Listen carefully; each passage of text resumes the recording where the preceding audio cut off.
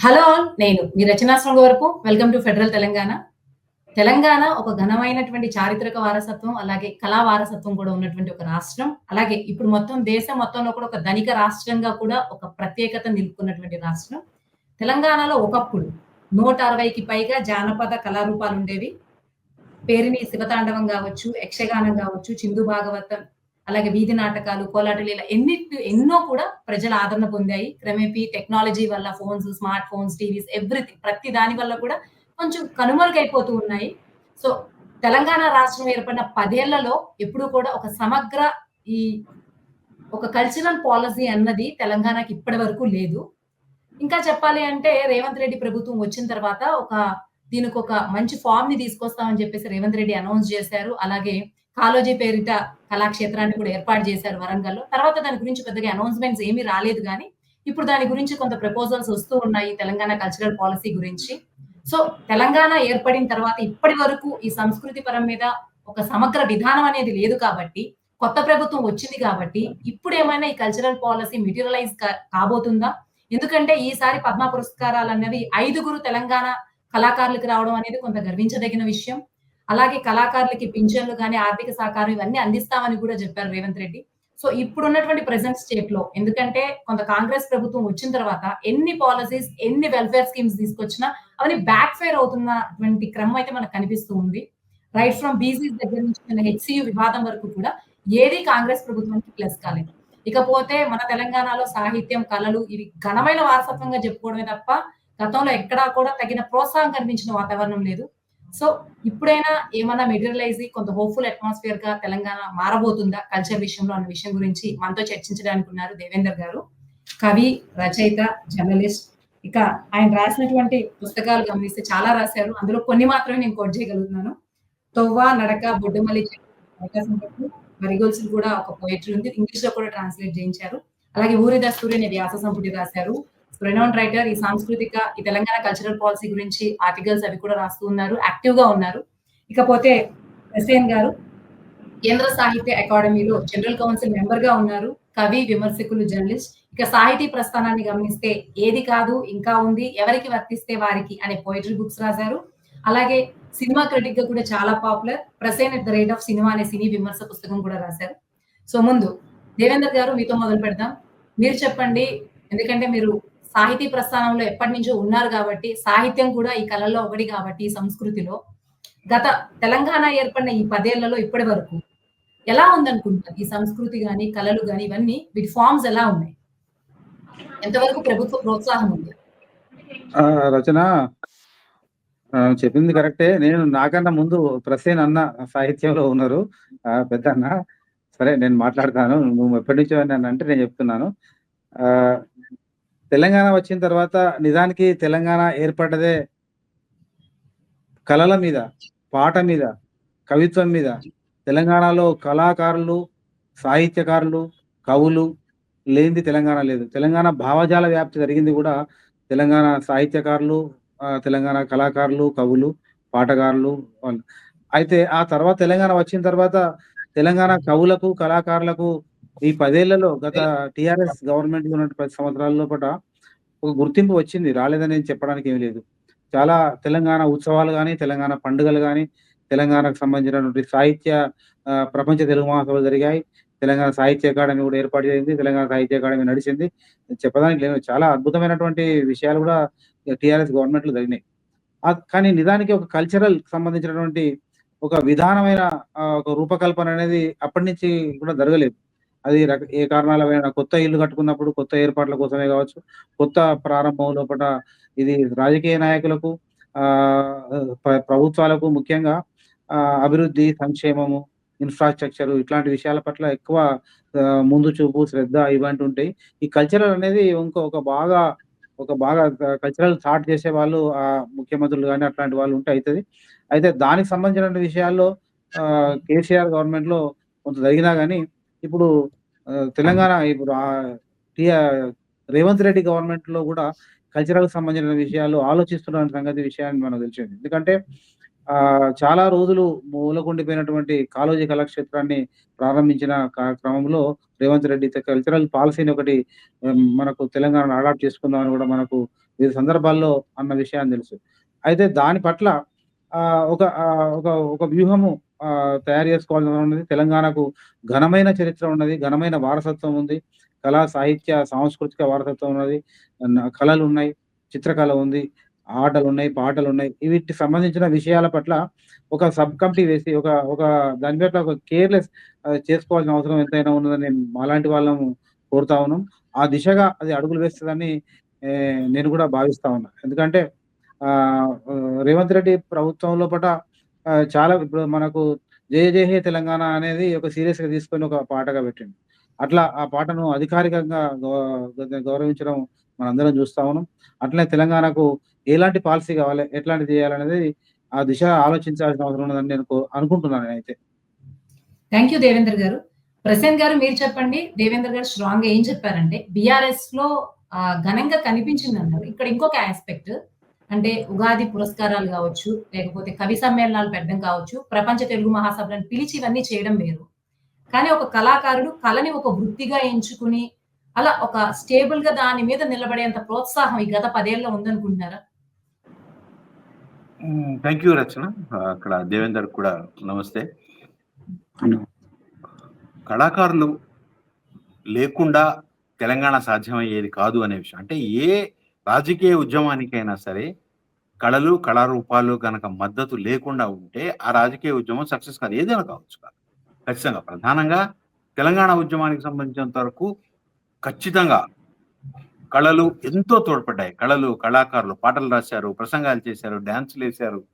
రకరకాల ఉద్యమాలని కళాకారులు ముందు రకరకాల ఉద్యమ రూపాలని కళాకారులు ముందు నడిపించారు. వాటి వల్లనే తెలంగాణ సాధ్యమైంది.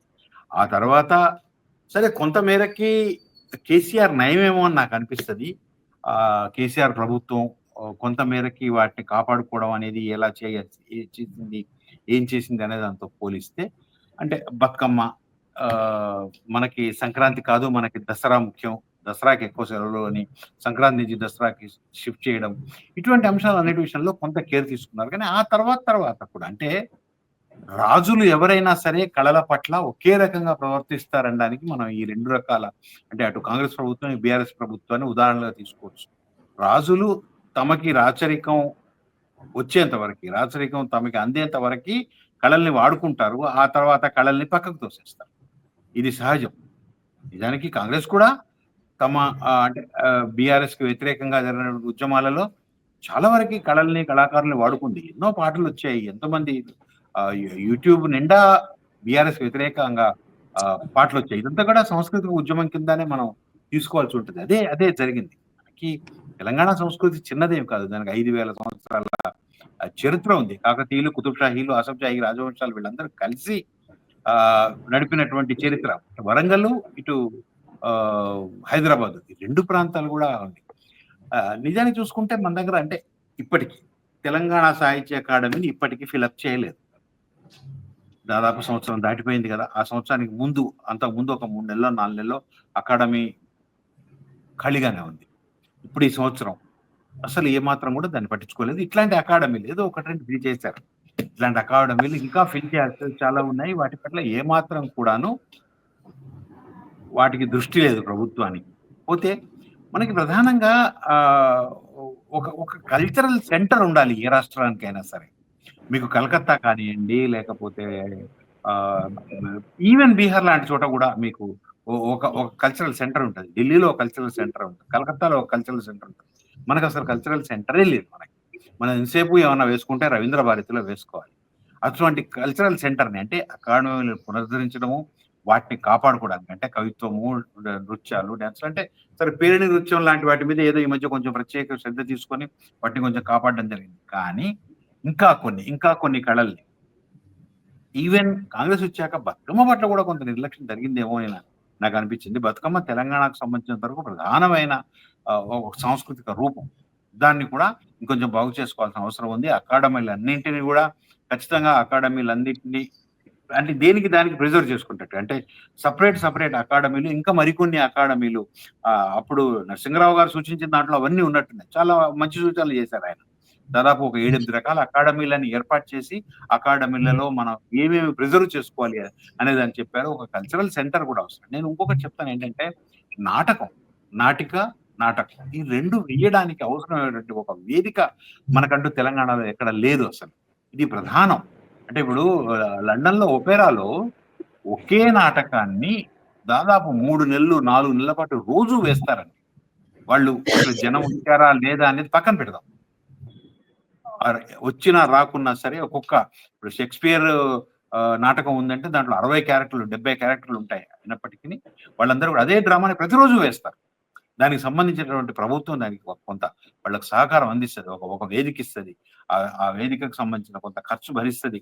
దాన్ని ప్రోత్సహించడం కోసం చేయాల్సిన పనులన్నీ చేస్తది. మన దగ్గర నాటిక చాలా ముఖ్యమైన అంశం అండి. అంటే నాటకం అనేవి మన జీవితాల్లో ఒక ప్రధానమైన భాగం. సినిమాకి కొంచెం మంచి రూపం గదా! నాటకం అంటే. మన సినిమాని ఎంత ప్రోత్సహిస్తున్నామో, సినిమాకి కాగానే రాయితీలు ఇస్తారు. సినిమా అది రూ. 70 టికెట్‌ని 300కి అమ్ముకోవడానికి, లేకపోతే 1200కి అమ్ముకోవడానికి జీవోలు ఇస్తారు. కానీ నాటకాన్ని బతికించడానికి అవసరమైన చర్యలు మాత్రం ఏమీ చేయరు. ఖచ్చితంగా నాటికని బతికించడం కోసం అవసరమైనటువంటి చర్యలు చేపట్టడం చాలా అవసరమని నేను భావిస్తున్నాను. అదే రకంగా అకాడమీలను స్థాపించాలి. అకాడమీలను కాపాడుకోవాలి. రకరకాల అకాడమీలు అంటే సాహిత్యానికి సంబంధించి, కళలకు సంబంధించి ఇంకా అన్ని రకాల అకాడమీలను స్థాపించుకోవడం, వాటిని కాపాడుకోవడం అవసరమని నేను భావిస్తున్నాను. ఒక కళా కేంద్రం అయితే తప్పకుండా ఉండాలి. రవీంద్ర భారతి ఉంది మనకి. కానీ రవీంద్ర భారతి మనకు సరిపోదు. ఇంకా కొంచెం విస్తృతమైన కావాలి. అంటే స్టేజ్‌కి సంబంధించిన నాటకానికి సంబంధించినటువంటి ఒక వేదిక ఒకటి కావాలి. ఇవన్నీ చేయడం అవసరం. సంస్కృతి విధానంలో వీటన్నిటిని చేర్చుకోవాల్సి ఉంటది. ముఖ్యంగా అసలు ఆ దృష్టి ఉండాలి. ఒక కల్చరల్ మినిస్టర్‌కి ఇటువంటివి ఏమేం చేయొచ్చు, ఏమేం చేయాలనే ఒక దృష్టి ఉండాలి. మన వాళ్ళకి ఎంతసేపు ప్రజలకి ఏం ఉచితం ఇద్దామా, ఏం ఉచితంగా ఇచ్చి ఎట్లా మనం వాళ్ళని ఓట్ల కింద కన్వర్ట్ చేసుకుందామా అనే దృష్టే ఉంటది తప్పితే, కళలను ప్రోత్సహించడం వల్ల ఓట్లు వస్తాయనే ఒక ప్రాక్టికల్ అంశం వాళ్ళకి తెలిస్తే కానీ అప్పుడు కానీ వాళ్ళు చేయరేమో అని నేను అనుకుంటాను. ఇప్పటివరకు అయితే కళలు ఓట్లు తీసుకొస్తాయని వాళ్ళు నమ్మడం లేదు. ఉద్యమాలకు తోడ్పడతాయని నమ్ముతున్నారు కానీ అది ఉద్యమం సమయంలోనే, ఉద్యమం అయిపోయాక చేయరు. కనుక వీటన్నిటిని పరిహరించుకొని మనం ముందుకు పోవాల్సిన అవసరం ఉంది. ఇదన్నిటి కూడా ఒక కల్చరల్ మినిస్టర్ ఉంటే ఆ కల్చరల్ మినిస్టర్‌కి మొత్తం అవగాహన ఉండాలి. మొత్తం ఆయన చూసుకోగలగాలి, చెప్పగలగాలి, చేయగలగాలి. ఏమేం చేస్తే బాగుంటుంది అనేది చేయగలగాలి. అవన్నీ కూడాను మనం చేసుకోవాల్సిన అవసరం ఉందని నేను భావిస్తున్నాను రచన. థ్యాంక్ యూ ప్రసన్న గారు. దేవేందర్ గారు, మీరు ఇందాక మాట్లాడుతున్నప్పుడు కూడా చెప్పారు, సాహిత్యానికైతే కొంత అందరం లిటరరీ ఫీల్డ్ లో ఉన్నాం కాబట్టి ఆ జరుగుతున్న ఎంకరేజ్మెంట్, ఎందుకంటే లిటరేచర్ ఏదన్నా రైటర్ సొంతగా రాసుకోవచ్చు, పత్రికలకు పంపుకోవచ్చు. వాళ్ళు ఆల్రెడీ ఏదో ఒక ప్రొఫెషన్స్ లో సెటిల్ అయి ఉంటారు. వాళ్ళకి ప్రాబ్లం ఉండదు. కానీ సంగీతం కావచ్చు, లలిత కళ అకాడమీ, లేకపోతే జానపద కళలు, ఇవన్నీ కూడా కొంత సమిష్టి కృషి ఉండాలి. కొంత ఫినాన్షియల్ ఎయిడ్ సపోర్ట్ లేకుండా వాళ్ళు ఒక్కళ్ళే వెళ్ళలేనటువంటి కళలు. మీరన్నట్టు బీఆర్ఎస్ గవర్నమెంట్ గాని 10 ఏళ్లలో ఓకే, కవులు సాహిత్యం వరకు బానే చేసింది. మరి మిగిలిన కళలు, జానపద కళలు గాని, ఈ ప్రసన్న గారు చాలా స్ట్రాంగ్ గా చెప్పారు, నాటకాలకు వీటికి సపోర్ట్ లేదని.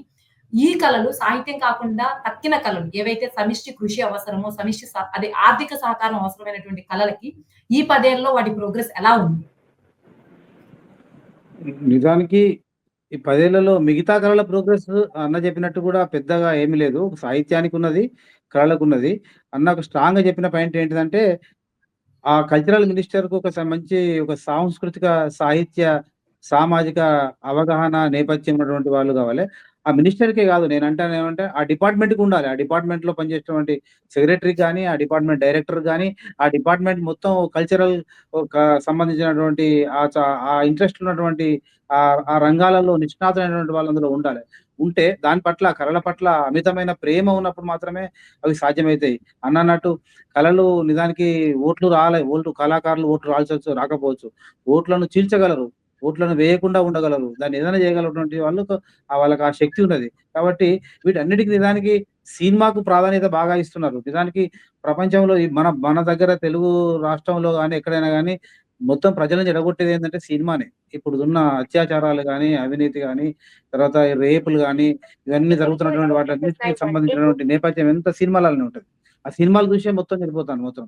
ఆ సినిమాలో అసహజమైన ప్రకృతి విరుద్ధమైనటువంటి ఒక పద్ధతి లేని పద్ధతిలో సినిమాలు నడుస్తున్నాయి. ఆ సినిమా వాళ్ళకిచ్చినటువంటి ఫ్యాన్స్ గాని, అవి గాని ఈ మీడియా వల్ల, వాటి వల్ల దాని ప్రాధాన్యత పెరిగి ఈ నాటక రంగము, జానపద రంగము, గ్రామీణ ప్రాంతాలలో ఒగ్గు కథలుంటాయి, బుర్ర కథలుంటాయి, జానపద కథలుంటాయి. తర్వాత చాలా రకాలుగా ఉంటాయి ప్రతి ఊర్లో.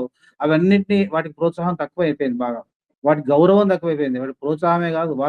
వాళ్ళకి వాళ్ళు ప్రోత్సహించుకొని చేసుకుంటూ పోతారు గానీ, ఈ సినిమాలు రావడం, టీవీలు రావడం, తర్వాత యూట్యూబ్‌లు రావడం వల్ల చాలా మంది సాయంత్రం పూట వాటి దగ్గర కూర్చుంటారు. ఈ కళలను చూడకుండా అయిపోతాండ్రు. అవి గాకుండా జానపద అకాడమీ గావాలే. ఫో సినిమా అకాడమీ ఇట్లా సినిమాకి సంబంధించి ఎట్లా ఉన్నదో తర్వాత ఫోటో స్టూడియో ఫోటోలకు సంబంధించిన ఒక అకాడమీ గావాలే. ఇటువంటి అకాడమీలన్నిటిని స్థాపించి ఒక సీరియస్ ఆలోచన ఉన్నవాళ్ళు ఉంటేనే అది సాధ్యమైతదని నేను అనుకుంటా ఉన్నా. అట్లాగే ఇప్పుడు గతంలో సాహిత్య అకాడమీ పెట్టిండ్రు. దాని ముందు మంచిదే చాలా సంతోషమైన విషయం. సాహిత్య అకాడమీలో సిద్ధారెడ్డి అధ్యక్షతన గాని, ఆ తర్వాత గౌరీశంకర్ అధ్యక్షతన గాని చాలా కార్యక్రమాలు జరిగినాయి. చాలా ఆహ్వానించబడ్డం. చాలా మంది వాళ్ళు పార్టిసిపేట్ అయ్యిండ్రు. అది ఎలివేట్ అయింది. చాలా పుస్తకాలు ప్రచురించిండ్రు. ఆ సాహిత్య అకాడమీలో గూడా ఒకళ్ళే ఉండొద్దు. సాహిత్య అకాడమీ చైర్మన్ అనేది ఒక కాకుండా దానికి సభ్యులుండాలి సాహిత్య అకాడమీ. కేంద్ర సాహిత్య అకాడమీలో ఎట్లా ఉంటారో ప్రసీనన్న గారికి, అట్లా సాహిత్య అకాడమీలో మెంబర్లుండాలె. జిల్లా కమిటీలుండాలె. ఆ తర్వాత వాళ్ళందరూ కలిసి అందులో ఉండాలె. ఒక ఒక ప్రొఫార్మ్ ఒక ఫ్రేమ్‌వర్క్ ఉండాలె. అది గతంలో ఆంధ్రప్రదేశ్ గవర్నమెంట్‌లో ఉన్నప్పుడు ఉండే. ఒకళ్ళని ఎక్కడో డంప్ చేసిండ్రు, అక్కడ ఏసిండ్రు. అట్లా ఉండాలన్నట్లు గాదు. అన్ని జిల్లాలలో ఉండాలి, సభ్యులుండాలె. వీళ్ళందరూ కలిసి రాష్ట్ర సభ్యులను ఎన్నుకోవాలి. వాళ్ళు కలిసి అధ్యక్షుడిని ఎన్నుకోవాలి. దానికో బాడీ ఉండాలె.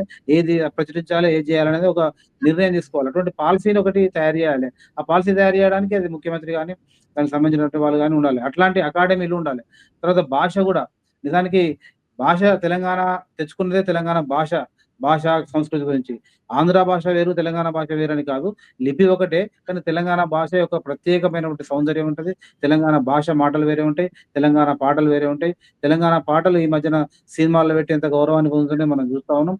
తెలంగాణ భాషను అమలు చేయడంలో కూడా వైఫల్యం జరుగుతాంది. ఎందుకంటే తెలంగాణ భాష మా పత్రికల్లో రాస్తా ఉంటాం, కవిత్వం రాస్తా ఉంటాం. అదే తెలంగాణ భాషను ప్రజా వ్యవహారాల్లో గూడా ఉండాలె. ప్రభుత్వ పాలసీల్లో గూడా ఉండాలె. జీవోల్లో గూడా తెలంగాణ భాష రావాలి. తర్వాత టెక్స్ట్ బుక్‌లో గూడా తెలంగాణ భాష రావాలి. నిజానికి టెక్స్ట్ బుక్‌లు తెలంగాణ వచ్చిన తర్వాత టెక్స్ట్ బుక్‌లు మారినాయి. టెక్స్ట్ బుక్‌లో తెలంగాణకు సంబంధించినటువంటి అంశాలు అందులో చాలా జొప్పించిర్రు. 1-9 తరగతి దాకా. తర్వాత డిగ్రీ వాటి స్థాయిలో గూడా. కానీ అది తెలంగాణ భాషలో లేదు. అది మళ్ళా ఆహ్, చెలామణిలో ఉన్నటువంటి తెలుగు భాషలోనే ఉన్నది. అట్లా ఉండడం వల్ల అందరికి అర్థమైతుంది గావచ్చు గానీ, తెలంగాణ భాష చాలా మాధుర్యమైనటువంటి భాష. తెలుగు భాషకు మూలమైనటువంటి భాష తెలంగాణ భాష. తెలంగాణ భాషలో మహబూబ్ నగర్‌ల, కరీంనగర్‌ల, ఆదిలాబాద్‌లో వేరు వేరు చోట్ల వేరు వేరు పదాలు మాట్లాడతారని కాబట్టి ఏ భాష పెట్టాలనేది ఒక మీమాంస వచ్చిందని అప్పుడు చర్చలో జరిగిందని నేను విన్నా. కానీ నిజానికి ఏ కవి ఎవరు రాసినా నేను రాసిన కవిత్వం నా కరీంనగర్ భాష రాస్తా. ఎవరు రాసింది వాళ్ళు రాస్తూనే ఉంటారు. అది పుస్తకాలు అచ్చు వేసినప్పుడే అన్ని పదాలను నానార్థాలుగా, పర్యాయ పదాలుగా అన్ని తెలుగులో గాని, ఇంగ్లీష్‌లో గాని ఎట్లయితే తెలుస్తున్నాయో అట్లా తెలుస్తాయి. తెలంగాణ భాషను అమలు చేయడం రాష్ట్రంలో అంటే పరిపాలనలో గాని, పత్రికల్లో అంటే వాళ్ళ ఇష్టం. ఆటోమేటిక్‌గా పత్రికలు కూడా కన్వర్ట్ అయిపోతాయి. పాఠ్య పుస్తకాల్లో గాని, ఆ భాషకు సంబంధించినటువంటి విషయాన్ని కూడా ఈ అకాడమీలు గాని, సాహిత్య అకాడమీలు గాని చర్య తీసుకోవాలి. ప్రభుత్వం ఒక పాలసీ తీసుకోవాలి. భాషా మిగిలిన పాలసీ కూడా తీసుకోవాలి. కళారూపాల గురించి చెప్పండి దేవేంద్ర గారు. మిగిలిన కళారూపాలు సాహిత్యం, భాష గురించి ప్రస్తావించారు. మిగిలిన వాటికి అంటే మిగిలిన జానపద కళలు కూడా నాటకాలు జానపద కళలు వాటికి గ్రామాలలో ప్రధాన ఉన్నటువంటి లోపాలు జానపద కళలను కూడా జానపద అకాడమీ పెట్టాలి ముందుగాల. జానపద అకాడమీ పెడితేనే జానపద కళలకు సంబంధించినటువంటి విషయాలు తెలుస్తాయి. చాలా వందల వేల రకాల కళలున్నాయి. కిన్నెర మెట్లకు సంబంధించిన కళలు. ఎన్నో కళలు ఉన్నాయి. ఆ కళలన్నిటిని కూడా మాయమైతున్నాయి. ఎవరు చూస్తలేరు. ఇంకో విచిత్రం ఏందంటే ఇప్పుడున్న తరం తర్వాత మళ్ళీ ఆ కళలను నేర్చుకునే వాళ్ళు కూడా లేరు. కాబట్టి ఆ కళలను పోషించి, పెంపొందించి అకాడమీని ఏర్పాటు చేయడం ద్వారా మాత్రమే వాటిని రక్షించిన వాళ్ళమైతాం. అవి కూడా మెయిన్ స్ట్రీమ్‌లోకి రావాలి. టెక్స్ట్ బుక్‌లోకి రావాలి. జానపద సాహిత్యం గూడా చాలా గొప్పగా ఉంటది. ఆ సాహిత్యాన్ని గూడా ఆ పరిశోధకులు వాళ్ళందరూ ఇప్పుడున్నటువంటి పరిశోధన గూడా జానపద పరిశోధన మీద గూడా విశ్వవిద్యాలయాల్లో రావాల్సినంత వస్తలేదు. జానపద పరిశోధన గాని, తెలుగు సాహిత్య పరిశోధన గాని ఒకప్పుడు చేసినంత గొప్పగా ఇప్పుడు పరిశోధన జరుగుతది. వాటి మీద గూడా దృష్టి కేంద్రీకరించాల్సిన అవసరం ఉన్నది. ముఖ్యంగా ప్రభుత్వం ఏం జేయాలంటే దాని మీద కాన్సంట్రేషన్ చేయాల్సిన అవసరం ఉంటది. దానికి సంబంధించిన చేస్తేనే అది పూర్తి ఒక పాలసీలు తీసుకొచ్చినట్టు అయితది. అది ముందు తరాలకు, భవిష్యత్ తరాలకు తెలంగాణ అంటే ఏంటిది? తెలంగాణ అంటే ఎట్లుంటదనేది తెలుస్తది. అది జిల్లా కేంద్రంగా ఒక కల్చరల్ పాలసీ ఉండాలి. ఒక కల్చరల్ సెంటర్ ఉండాలి. పాత జిల్లాలకైనా, కొత్త జిల్లాలకైనా కల్చరల్ సెంటర్ ఉండాలి. దానికో అధికారి ఉండాలి. అన్ని జిల్లాలకు ఆ తర్వాత దానికి అన్నిటికి సంబంధించినటువంటి ఆయా రంగాలలో ఉన్నటువంటి వాళ్ళందరూ నిపుణులను అందులో చేర్చాలి. జానపద అకాడమీ, సాహిత్య అకాడమీ, సినిమా అకాడమీ, తర్వాత ఫోటోగ్రఫీ అకాడమీ ఇట్లాంటి అకాడమీలన్నీ దాని చుట్టూ మేళవించి అవన్నీ నడిపిస్తే అది ఈ తరానికి భవిష్యత్ తరానికి తెలంగాణ వారసత్వాన్ని గాని, కళలు గాని, తర్వాత ఆహార్యం గాని, అలవాట్లు గాని, పండుగలు కూడా చాలా ఉన్నాయి తెలంగాణలో. ఆ పండుగలను కాఫీ టేబుల్ బుక్‌లాగా వేసుకోవచ్చు. ఆ పండుగలను ప్రచారం చేసుకోవచ్చు. ఒక బతుకమ్మ 10 ఏళ్లలో అంతకుమునుపు కూడా బతుకమ్మ కూడా బాగా ప్రచారం జరిగింది బతుకమ్మను. అంతమునుపు బతుకమ్మను విస్మరించిన క్రమంలో తెలంగాణ ఉద్యమంలో బతుకమ్మ బాగా పైకి లేసి ఉద్యమంగా రూపొందించుకున్నది. కానీ కాలక్రమేణా ఆ బతుకమ్మ గూడా నిజానికి ఎట్లా ఆడాలనో అట్లా ఆడకుండా దాండియా రూపంలో ఈ మన కళలు దాండియా లాగా అదొచ్చి ఎంటర్ అయ్యి బతుకమ్మను తినేసేటట్టుగా ఉన్నది. అదో డీజేని గూడా బతుకమ్మలో మేళవించి ఒరిజినల్ బతుకమ్మ యొక్క రూపాన్ని గూడా, ఆ పాటను గూడా తీసేసుకుపోతున్నారు. అంటే సరే ఆధునిక పద్ధతిలో మారుతున్న సమాజం అట్లా ఉన్నదా అని అనుకుంటే ఆలోచించవచ్చు గానీ అది గూడా కరెక్ట్ గాదు. పాత పద్ధతులను, ఆచారాలను, సంప్రదాయాలను తెలంగాణ సంస్కృతిని తీసుకురావాల్సిన అవసరం దాని పట్ల ఒక ఒక ఒక కేంద్ర బిందువుగా ఎవరైనా ఉండాలి. అట్లనే గవర్నమెంట్‌కు చెప్పడానికి గాని, గవర్నమెంట్‌కి ఇవ్వడానికి ఒక ఒక పరి ఒక ఒక ఎవరైనా ఒకరు ఉండాలి అన్న అవసరం ఉంటది. అని నేను అనుకుంటున్నాను. థాంక్ యూ దేవేంద్ర గారు. ప్రసేన్ గారు మీరు చెప్పండి. దేవేందర్ గారు మాట్లాడుతూ కూడా ఏమన్నారంటే, ఈ కల్చర్‌లో ఈ మోడర్న్ ఆధునికత ఏదైతే యూత్‌కి ఇష్టమైన ట్రెండ్ ఉంటుందో అది మిక్స్ అయిపోయిందన్నారు. సో, యూజువల్‌గా ఓకే. అకాడమీలు ఏర్పాటు చేయడము, ఆర్థిక సహకారం ఇవ్వడం ఇవంతా కూడా కళాకారులు పెరగడానికి లేకపోతే కళాకారుల ఫ్యామిలీలో ఉన్న వాళ్ళు గ్రో అవ్వడానికి అంటే అట్‌లీస్ట్ ఎక్కువ నంబర్ కనపడడానికి అది ఒక ఉపయోగకరమైనటువంటి అంశమే. కానీ ఏ రాష్ట్రానికైనా, ఏ దేశానికైనా యూతే మెయిన్ ఫ్యాక్టర్ గాబట్టి వాళ్ళొక ట్రెండ్‌లో కొట్టుకుపోతూ ఉన్నప్పుడు ఒక సినిమానో ఇంకా ఎక్కువ బిగ్గర్ ఎంటర్‌టైన్‌మెంట్ సైజ్ ఉంది అని వాళ్ళు వేరే దాంట్లో కొట్టుకుపోతున్నప్పుడు, వాళ్ళని ఇటువంటి మన తెలంగాణ కళారూపాల వైపు, జానపదాల వైపు అట్రాక్ట్ చేయాలంటే, అంటే మోడర్నిటీ మిక్స్ కాకుండా ఒరిజినల్ ఫార్మ్‌లో ఎటువంటి చర్యలు తీసుకొని, ఎటువంటివి చేస్తే అది అయ్యే ఛాన్సెస్ ఉన్నాయనుకుంటున్నారు? అంటే పాపులర్ అంశాలకి, క్లాసిక్ అంశాలకి మధ్య ఎప్పుడు ఈ ఘర్షణ ఉంటదండి. అంటే పాపులర్ అంశాలు వెళ్ళినంతగా జనంలోకి మీరన్న యూత్‌లోకి క్లాసికల్ అంశాలు వెళ్ళవు. దాన్ని వెళ్ళేట్టుగా చేయడమే ఇప్పుడు మనం అనుకునే ప్రిజర్వేషన్. అంటే కల్చరల్ ప్రిజర్వేషన్ అంటే అదే. ఇప్పుడు ఉదాహరణకి ఇందాక దేవేందర్ ఒగ్గు కథ గురించి ప్రస్తావించాడు. నేను ఒగ్గు కథ 3, 4 సార్లు విన్నాను. ఎంత అద్భుతంగా ఉంటదో నాకు. భలే నచ్చింది. అంటే దాంట్లో ఆ బీరన్న, ఎల్లన్న, మల్లన్న వాళ్ళ కథలని వాళ్ళని స్తుతించడం అనేది ప్రధానంగా ఉంటది. ఒక 2, 3 పాత్రలే ఉంటాయి దాంట్లో. 2, 3 పాత్రల్లో ఒక్కొక్క పాత్ర ఒక్కొక్క వ్యక్తి 2, 3 పాత్రల కింద షిఫ్ట్ అవుతూ ఉంటాడు దాంట్లో. చాలా అద్భుతమైన నాటకీయమైన నెరేషన్ ఉంటది. అటువంటి వాటిని అలవాటు చేయాలి. ఇవి ఎవరు కూడాను మీరు చెప్పిన యూత్ ఎవరైతే ఉన్నారో వాళ్ళెవ్వరు కూడా వీటిని స్వచ్ఛందంగా వచ్చి చూడరు. వీటిని చూసేట్టుగా చేయాల్సిన బాధ్యత సంస్కృతి పరిరక్షకులకు ఉంటుంది. అది వాళ్ళు చేయాల్సిన పని. అది జరగడం లేదు. ఇంకా ఇట్లాంటి కళలు చాలా ఉన్నాయి మనకి. మనకి చాలా ఉన్నాయి. ఒగ్గు కథ లాంటి కళలు.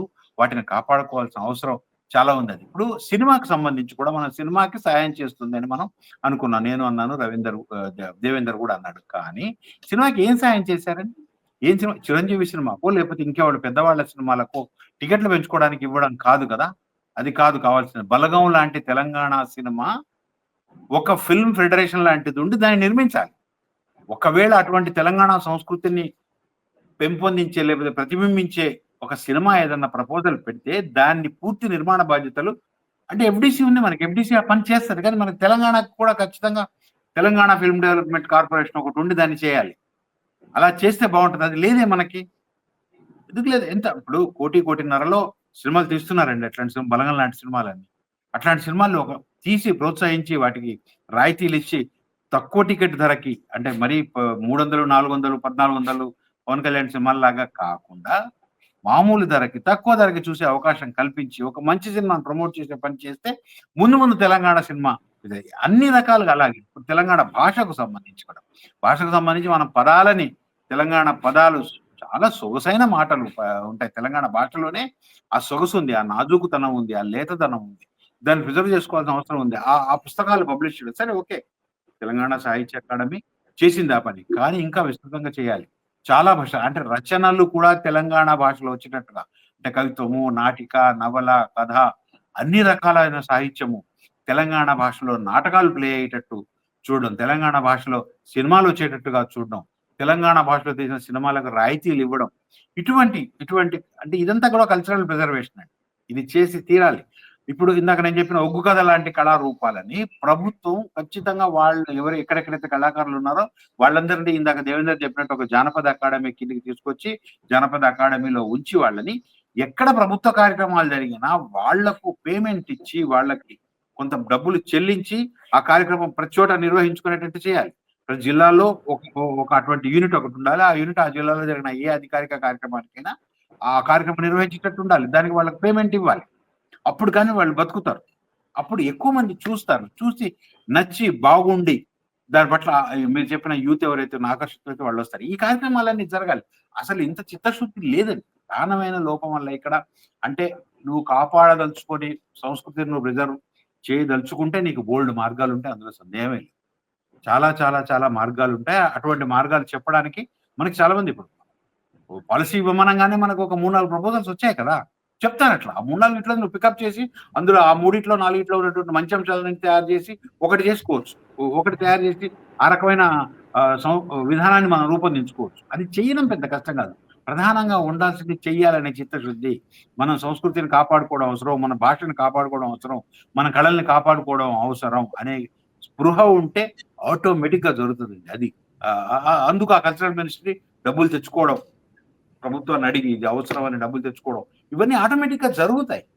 అసలు ఆ చిత్తశుద్ధి లేకపోవడం అనేది ఇక్కడ ప్రధానమైన లోపం. ఆ చిత్తశుద్ధి ప్రధానంగా ఉండాలి. అట్లా ఉన్నవాళ్ళు కల్చరల్ మినిస్ట్రీలో ఉండాలి.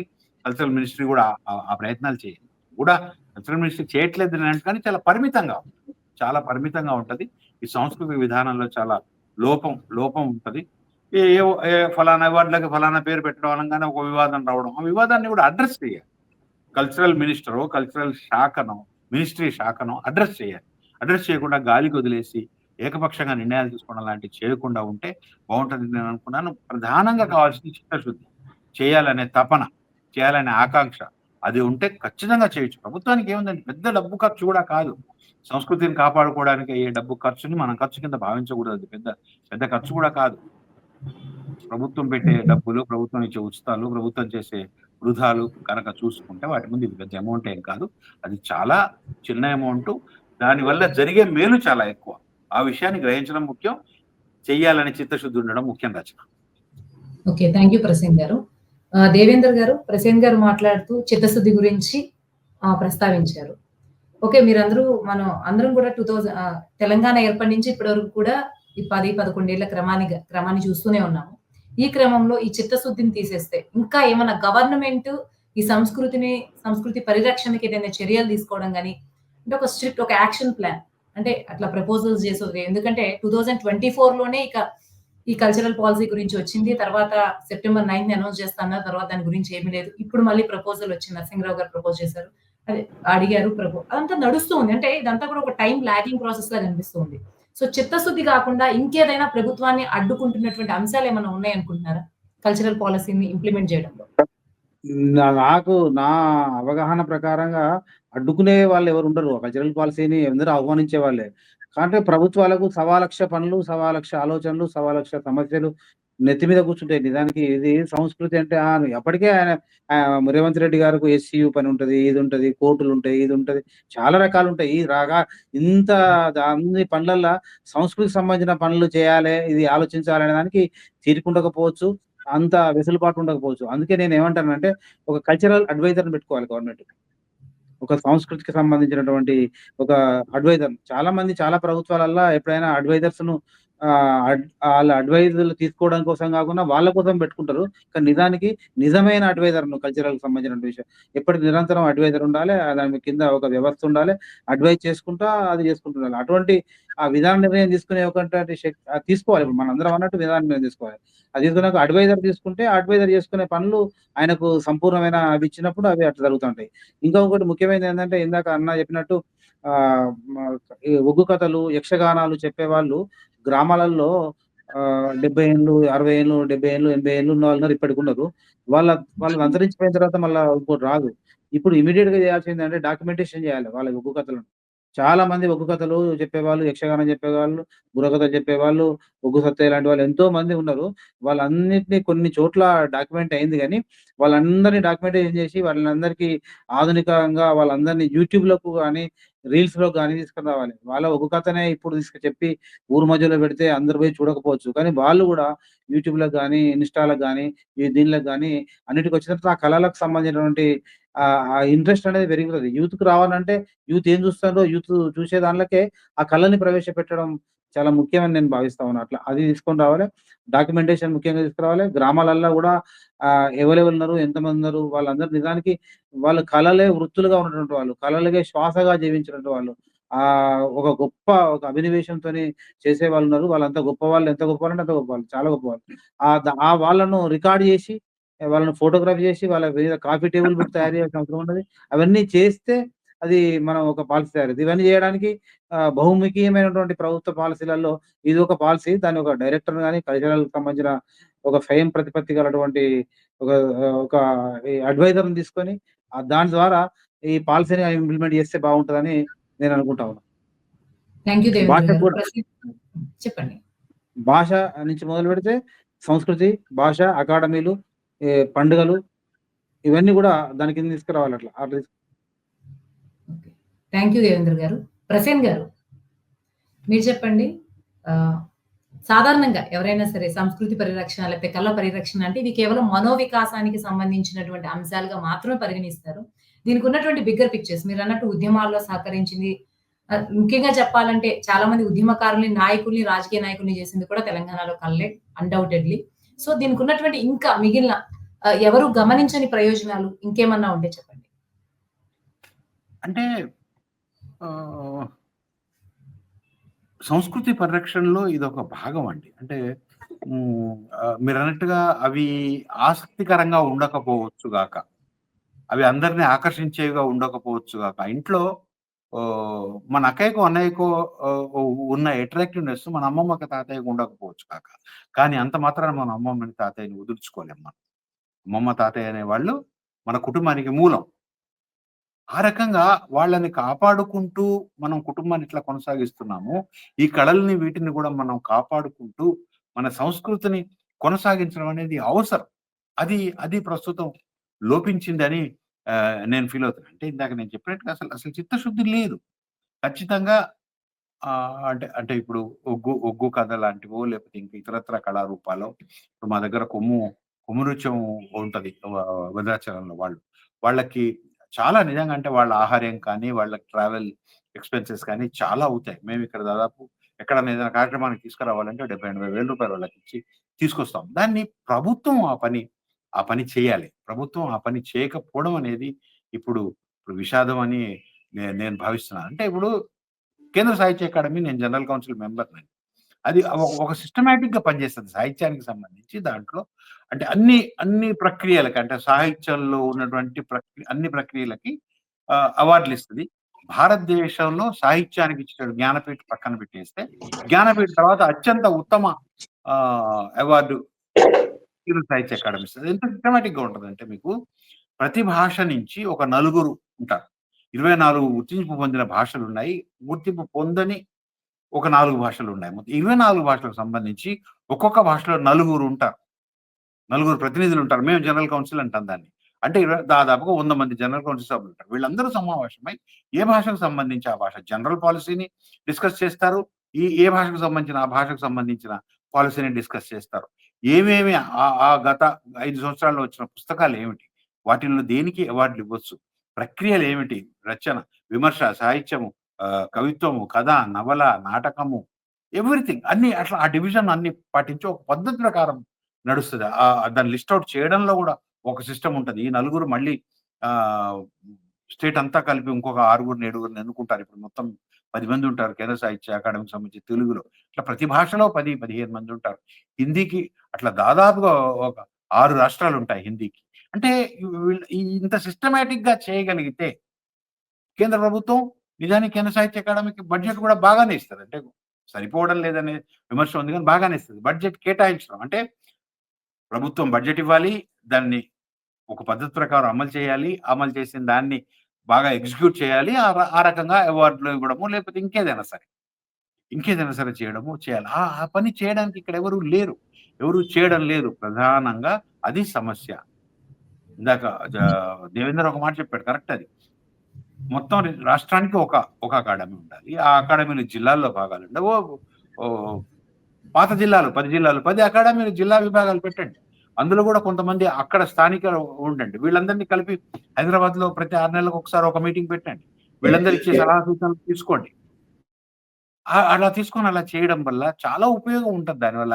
అది చెయ్యాలని ఇది లేదు. ఇప్పుడు అకాడమీ అనంగానే ఒక చైర్మన్‌ని పడేస్తారు, అది నడిపిస్తారు. నిజం చెప్పాలంటే తెలంగాణ సాహిత్య అకాడమీకి చైర్మన్‌ని వేసినప్పటికీ దానికి కేటాయించే నిధులు ఏవైతే ఉన్నాయో అవి కేవలం వాళ్ళ అక్కడ స్టాఫు జీతాలకే సరిపోతాయి. వాళ్ళు ఇంకా అదనంగా చేయడానికి ఏముండదు. నందిసిద్ధారెడ్డి టైంలో అప్పుడు కొంత డబ్బులు కేటాయించారు కనుక, ఓ 10 కోట్ల రూపాయలు కేటాయించారు కనుక నందిసిద్ధారెడ్డి చాలా మంచి పనులు చేయగలిగాడు. చాలా పుస్తకాలు వేశాడు. ప్రపంచ తెలుగు మహాసభ నిర్వహించగలిగాడు. ఇవన్నీ ఆ తర్వాత లేదు. అలా కాకుండా అంటే కేవలం అకాడమీలు అనేవి ఏదో వాళ్ళ జీతవత్యాల కోసం పరిమితమైన, స్టేషనరీ కోసం పరిమితమైనవి కాకుండా అవి వాటి ఆలోచనలని, వాళ్ళకు వచ్చిన సూచనలని ఇంప్లిమెంట్ చేయడానికి అవసరమైన నిధులు కూడా అవ్వాలి. ఆ నిధులు కూడా అవసరం. దాన్ని ప్రభుత్వాలు చూసుకోవాలి. ప్రభుత్వాలు ఇవ్వాలి. అది జరగాలని నేను కోరుకుంటున్నాను రచన. థ్యాంక్ యూ ప్రసేన్ గారు. ఓవరాల్ గా చర్చ ముగింపుకు వచ్చాము. ఒకటే క్వశ్చన్ మీ ఇద్దరు ఆన్సర్ చేయండి. కన్క్లూజన్. సో కాంగ్రెస్ గవర్నమెంట్ అధికారంలోకి వచ్చిన తర్వాత చాలా క్విక్ గా డెసిషన్స్ అయితే తీసుకుంటుంది. అది బీసీ రిజర్వేషన్స్ విషయం కావచ్చు, ఎస్సీలు కావచ్చు, ఏదైనా కావచ్చు. చాలా వరకు పాలసీస్ లో మేబీ విమర్శలు చాలా వచ్చాయి. చాలా లోటుపాట్లు కూడా ఉన్నాయి. ఇదే క్రమంలో ఇదే స్పీడ్ తో ఈ తెలంగాణ కల్చరల్ పాలసీని కూడా ఏమైనా మెటీరియలైజ్ చేసే అవకాశం ఉంది. ఎందుకంటే 2024 లోనే అనౌన్స్ చేసింది. ఇప్పటికి వాయిదా పడింది. ఇప్పుడు ప్రపోజల్ ఒకటి వచ్చింది. అది ప్రాసెస్ లో ఉంది కాబట్టి ఇది ఎంత క్విక్ గా మెటీరియలైజ్ అయ్యే అవకాశం ఉంది. ఒకవేళ మెటీరియలైజ్ అయితే తెలంగాణలో కళలు ఏ స్థాయిలో ప్రచారంలోకి వస్తాయి. ఇది ప్రపంచ వ్యాప్తంగా కూడా కళల విషయంలో కూడా అంటే ఈ నగర సంస్కృతి పరంగా కాకుండా కళా వారసత్వం ఉన్న నగరంగా కూడా, రాష్ట్రంగా కూడా గుర్తింపు పొందే అవకాశం ఉంటుందనుకుంటున్నారా? దేవేందర్ గారు ఫస్ట్ మీరు కన్క్లూడ్ చేయండి. తర్వాత ప్రసేన్ గారు కన్క్లూడ్ చేస్తారు. అట్లా కొనసాగాలని మనం ఆశాభావం వ్యక్తం చేస్తాం. ఎందుకంటే సీరియస్నెస్ కంపల్సరీ ఉండాలి. ఏ సబ్జెక్ట్ గానీ, ఏ విషయం పట్ల చిత్తశుద్ధి, సీరియస్నెస్, కాన్సంట్రేషన్ అది కావాలనే ఒక ఒక ఒక దృక్పథం, ఒక దృఢమైన దృక్పథం ఉంటే మాత్రమే అయితాయి ఇవి. ఆ దృఢమైన దృక్పథం ఉండాలని మనం అందరం కోరుకుంటాం. రేవంత్ రెడ్డి గవర్నమెంట్ అట్లాంటి దృక్పథం తీసుకుంటదని నేను కూడా అనుకుంటున్నాను. ఎందుకంటే తను ప్రకటించారు. అయితే దాన్ని తీసుకునేటట్టుగా మనం రచయితలం గాని, మనం గాని, ఇతరులకు గాని వారిపై ఒత్తిడి చేయాల్సిన అవసరం ఉంటది. కల్చరల్ పాలసీని, మన సంస్కృతిని, మన భాషను, మన సంస్కృతిని, మన కల్చర్‌ను ముందుతరాలకు తీసుకుపోవాలి. దాన్ని ప్రిజర్వ్ చేసుకోవాలి. దాన్ని తీసుకుపోవాలి కాబట్టి అది దాని పట్ల ఇప్పుడు ఇందాక అన్న చెప్పినట్టు కేంద్ర సాహిత్య అకాడమీ ఎట్లా ఉందో అట్లాంటి నిర్మాణం కావాలి. ఫస్ట్ అకాడమీకి అధ్యక్షుని వేయడమే కాదు. అసలు అకాడమీ నిర్మాణం ఉంటదొకటి. ఆ నిర్మాణాన్ని కరెక్ట్‌గా కన్‌స్ట్రక్షన్ చేయాలి. ఆ నిర్మాణం ప్రకారంగానే అధ్యక్షుని ఎన్నుకుంటే అట్లా ఒకవేళ ముందుగా అధ్యక్షుని ఎన్నుకున్న ఆ తర్వాత నిర్మాణం పూర్తి చేయాలి. అట్లా చేసి దానికి నిధులు ఇచ్చిన తర్వాత ఇచ్చినప్పుడు మాత్రమే అది సాధ్యమైతది. అట్లా సాధ్యం కావాలని మనం ఆకాంక్షిస్తాం. థ్యాంక్ యూ దేవేందర్ గారు. ఫైనల్ గా ప్రసేన్ గారు మీరు కన్క్లూడ్ చేయండి. రచన అంటే మీరు చాలా పాజిటివ్ కోణంలో కంక్లూజివ్ మార్క్స్ తీసుకున్నారు. కానీ నాకైతే ఎటువంటి విశ్వాసం లేదు రచన. అంటే వీళ్ళకి ఆ ధ్యాస లేదు. కల్చర్‌ని కాపాడుకుంటే ఏం జరుగుతది అనే స్పృహ లేదు వాళ్ళకి. నేనైతే వాళ్ళకి ఉంటుంది అని నేను నమ్ముకోను. అయితే ఇప్పుడు దేవేందర్ చెప్పినట్టు ఏంటంటే, మనం ఒకవైపు నుంచి వాళ్ళకి తెలియచెప్పాలి. ఇంగో ఇది సంస్కృతిని కాపాడుకోవడం వల్ల ఈ లాభాలుంటాయి. మన కల్చర్‌ని మనం ప్రిజర్వ్ చేసుకోవడం వల్ల ఈ లాభాలుంటాయి అని రాజులకి తెలియచెప్పాల్సిన బాధ్యత మన ఒక సాహిత్య కళాకారులుగానో, సాహిత్యకారులుగానో మనకుంది. మనం ఒక సాహిత్యకారుడిగా, ఒక కళాకారుడిగా, ఒక కళల్ని ప్రేమించే వ్యక్తిగా నేనైతే ఖచ్చితంగా మీరు చెప్పిన అన్ని పాజిటివ్ కోణాలు రావాలనే కోరుకుంటున్నాను. అద్భుతమైన తెలంగాణలో అద్భుతమైన కళా సంపద ఉంది. అద్భుతమైన కళా నేపథ్యం ఉంది. ఇదంతా కూడాను బాగా ప్రొజెక్ట్ అయ్యి, ఇదంతా కూడా ఒక అద్భుతమైన ప్రొజెక్షన్‌తో ముందుకు వచ్చి ప్రపంచం మొత్తానికి చాటాలి. తెలంగాణలో ఉన్న కళలన్నీ కూడాను ప్రపంచం మొత్తానికి తెలియడానికి అవసరమైన నేపథ్యము, వేదిక ఏర్పడాలని ఆశించే వాళ్ళలో నేను ఉన్నాను. అయితే దానికి అంత సులభంగా అయ్యేదైతే కాదు. దానికోసం చాలా శ్రమ జరగాలి. మీలాంటి వాళ్ళు, మాలాంటి వాళ్ళు ఎంతో కొంత ఉడతా సాయంగానో లేకపోతే ఏదో రకంగా ఒక ఒక ఒత్తిడి తీసుకురావాల్సిన అవసరం ఉంది. ఒక గట్టి ఒత్తిడి, విపరీతమైన ఒత్తిడి తీసుకురావాలి. వాళ్ళకి తెలియచెప్పాల్సిన అవసరం ఉంది. అది జరిగిన నాడు ఖచ్చితంగా అంటే జిల్లాల వారీగా ఎక్కడికక్కడ నిజానికంటే చాలా సాహిత్య సంఘాలున్నాయి. చాలా అసోసియేషన్స్ ఉన్నాయి. ఇవన్నీ కూడా ప్రైవేట్‌గానన్నా కలిసి వాళ్ళందరూ ఒక దగ్గర కలిసి ఒక మీటింగ్ పెట్టుకొని వాళ్ళ ద్వారా ఆ సంఘాల ద్వారా ప్రభుత్వం మీద ఒత్తిడి తీసుకొచ్చే ప్రయత్నం చేసి, ఆ తర్వాత ఈ సంఘాలన్నిటిని కూడా ప్రభుత్వ కార్యక్రమాల్లో ఇన్వాల్వ్ చేసి ఇటువంటిది ఏదన్నా జరగాలి. ఏం జరగాలనేది సరే ఓకే. అది ప్లాన్ చేసుకోవచ్చు. ఇప్పుడు ఇలానే అని నేను చెప్పట్లేదు. కానీ చాలా మంది ఇదే ఆకాంక్షతో, ఇదే కోరికతో, ఇదే కళతో ఉన్నవాళ్ళున్నారు. వాళ్ళందరూ కూడా తమ కళ నెరవేరాలని ఆశిస్తున్నారు. అందుకు ప్రభుత్వం సహకరించాలని కోరుకుంటున్నారు. వాళ్ళకి కూడా ఒక ఆశ అయితే ఉంది మీరు చెప్పినట్టుగా. ఒక పాజిటివ్ దృక్పథంతోనే వాళ్ళున్నారు. అది నెరవేరాలని ఆశిద్దాము. జరుగుతదని ఆశిద్దాము. జరిగితే అంతకంటే Telangana the best cultural arena ఉన్నటువంటి ప్రాంతం ఇది. దీన్ని ఖచ్చితంగా ఒక మంచి భవిష్యత్తు ఉంటదని నేను ఆశిస్తున్నాను రచన. ఓకే. థాంక్ యూ ప్రసన్న గారు. ఓవరాల్‌గా ప్రపంచ గుర్తింపు పొందే స్థాయి ఉన్నటువంటి కళా నేపథ్యం, అలాగే సంస్కృతి, చరిత్ర ఉన్నటువంటి రాష్ట్రం తెలంగాణ అనడంలో సందేహం లేదు. సో, ఒక హోప్‌ఫుల్ అంటే మనం పాజిటివ్‌గా మాట్లాడుకుంటాం. ఎందుకంటే ఇంక రాలేదు. 2024లోనే అనౌన్స్ చేశారు. ఇప్పటికి డిలేస్ ఉన్నాయి. ప్రపోజల్స్ వస్తున్నాయి కాబట్టి అట్‌లీస్ట్ ఒక పాజిటివ్ నోట్‌గా వెళ్ళాలనైతే మనస్ఫూర్తిగా కోరుకుంటాం. అవుతదా? అవ్వదా? అని మీరన్నట్టు దానికి చాలా ఫ్యాక్టర్స్ ఉన్నాయి. మీరన్నట్టు చిత్తశుద్ధి కావచ్చు. దీన్ని కేవలం ఇది పొలిటికల్‌కో, ఓట్ బ్యాంకో ఉపయోగపడకపోవడం ఇంకొన్ని కారణాలు అయ్యుండొచ్చు. ఏదేమైనప్పటికీ కూడా అనౌన్స్ చేశారు కాబట్టి ఇప్పటికి 5 పద్మశ్రీ అవార్డులు అది కూడా పద్మ అవార్డులు కూడా కొంత కళాకారులకి రావడం కూడా కొంత సంతోషించదగిన విషయం. సో, ఆ డైరెక్టివ్‌తో, ఆ మోటివ్‌తో కొంత అట్‌లీస్ట్ దట్ వే దాని వల్లైనా ప్రజల మద్దతు దొరుకుతుందనో ఏదో ఒక ఫ్యాక్టర్ వల్ల ఇది ముందుకు వెళ్తే మాత్రం అందరం సంతోషిస్తాం. అది హర్షించదగిన విషయమే అవుతుంది. ఏదేమైనప్పటికీ తెలంగాణ కల్చరల్ పాలిసీ మాత్రం నిజంగానే తెలంగాణ కళా వైభవాన్ని ప్రపంచానికి పరిచయం చేసేటువంటి వేదికగా మారాలని అయితే మనస్ఫూర్తిగా కోరుకుందాం. Thank you so much Prasanna గారు, దేవేందర్ గారు ఇంత ఇన్ఫర్మేటివ్ డిస్కషన్‌లో పార్టిసిపేట్ చేసినందుకు. Thank you. Thank you. Thank you Devendra. Thank you Rachana. Thank you. అన్న థాంక్ యూ.